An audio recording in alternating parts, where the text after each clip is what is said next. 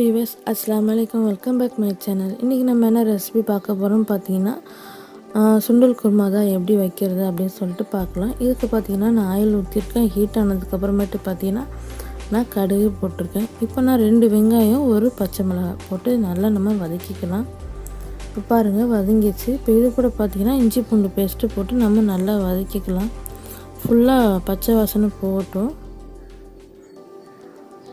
இப்போ பாருங்கள், இஞ்சி பூண்டு பேஸ்ட்டு, வெங்காயம், பச்சை மிளகாய் இது 3 பார்த்திங்கன்னா நல்லா நமக்கு வதங்கிடுச்சு.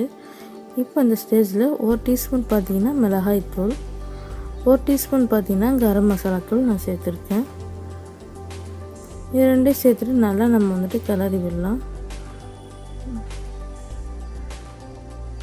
இப்போ மசாலா பார்த்திங்கன்னா 1 டீஸ்பூன் பார்த்திங்கன்னா மிளகாய்த்தூள், 1 டீஸ்பூன் பார்த்திங்கன்னா கரம் மசாலா 2 மட்டும் நான் ஆட் பண்ணியிருக்கேன். இதை ஃபுல்லாக நல்லா இதில் எண்ணெயில் பார்த்திங்கன்னா நல்லா வதக்கிட்டு சும்மா ஒரு சொட்டுக்கான தண்ணி விட்டுக்கோங்க. அப்போ தான் மசாலாவுடைய பச்சை வாசனை போகும். இது கூட பார்த்திங்கன்னா நான் 2 தக்காளி இந்த மாதிரி ஸ்பைனாக அரைச்சி வச்சுருக்கேன். இப்போ அதையும் சேர்த்து அந்த மசாலாவை நம்ம நல்லா வதக்கிக்கலாம். தக்காளியுடைய பச்சை வாசனை எல்லாம் போயிட்டு நல்லா எண்ணெய் பிரிஞ்சு வரட்டும். இப்போ பாருங்கள் நல்லா வதங்கிடுச்சு. இந்த ஸ்டேஜில் நான் சுண்டல் வந்துட்டு வேக வச்சு வச்சுருக்கேன். இப்போ நம்ம அதை சேர்த்துக்கலாம். இப்போ நம்ம சேர்த்துட்டோம் பாருங்கள். அது கூட நம்ம வேக வச்சுருக்க தண்ணி வந்து பார்த்திங்கன்னா நம்ம சேர்த்துக்கணும். தண்ணியை வேஸ்ட்டாக கீழே ஊற்றிடாதீங்க, அதில் தான் சத்து இருக்குது. இப்போ இது கூட பார்த்திங்கன்னா நான் வேக வச்சுருக்க உருளைக்கிழங்கு வந்து பார்த்திங்கன்னா கட் பண்ணி போட்டுடலாம். சுண்டலும் பட்டாணி, அதாவது பட்டாணி அண்ட் வந்துட்டு உருளைக்கிழங்கு 2 பார்த்திங்கன்னா நம்ம வேக வச்சுருக்கனால நமக்கு ஒரு 5 நிமிஷம் கொதிச்சதுன்னா அது போதும். இப்போ பாருங்கள் நம்ம மூடி வச்சுட்டோம். இப்போ நல்லா கொதிச்சிருச்சு. இப்போ இதுக்கு மேலே நம்ம கொத்தமல்லி தழையை நம்ம தூவிடலாம்.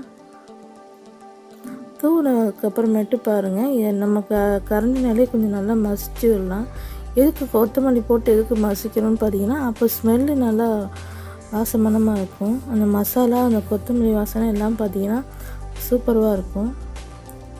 இதே போல் நீங்கள் மசிச்சு விட்டுட்டு அதுக்கப்புறமா நீங்கள் சாப்பிட்றப்போ ரொம்ப டேஸ்டியாக ரொம்ப டிஃப்ரெண்ட்டாக இருக்கும்.